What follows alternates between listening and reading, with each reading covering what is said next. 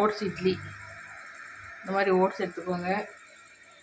எப்பவும் போடுற இட்லி மாவு தான், அதே டைரெக்டாகவும் ஊற்றிக்கலாம். எனக்கு மாவு ரொம்ப சில்லுன்னு இருக்குது, அதனால் கொஞ்சமாக தண்ணி ஊற்றி ஓட்ஸை ஊற வச்சுக்கிறேன், சுடு தண்ணி ஊற்றி.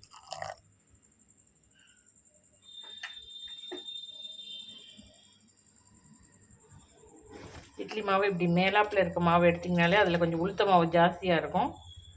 அதை அந்த ஓட்ஸில் ஊற்றி மிக்ஸ் பண்ணி ஊற்றினாலே சரியாக வரும். ஒரு 2 மினிட்ஸ்லேயே ஓட்ஸ் நல்லா ஊறிடுச்சு.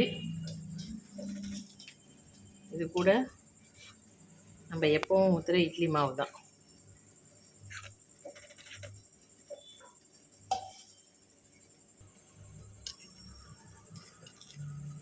ஓட்ஸ் போட்டதுக்கு கொஞ்சம் உப்பு கலந்துங்க, அவ்வளோதான்.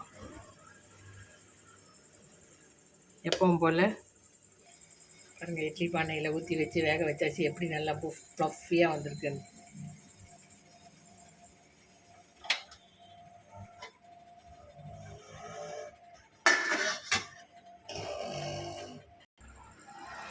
சூப்பரான ஓட்ஸ் இட்லி நல்லா சாஃப்டாக இருக்குது, ரெடி ஆகிடுச்சு. உங்களுக்கு சாஃப்ட்னஸ் பத்தலைன்னா கொஞ்சம் உளுத்த மாவு சேர்த்துக்கலாம். கொஞ்சம் ஜாஸ்தி சேர்த்திங்கன்னா நல்லா சாஃப்டாக வந்துடும். Oats idli ready. அதுக்கு தொட்டுக்க கார சட்னி.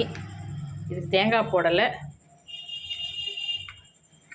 கொஞ்சம் முருங்கைக்கீரை இருந்தது, அதையும் இதில் உருவி போட்டு வதக்கி அரைச்சேன். நல்ல டேஸ்ட்டாக தான் இருக்குது.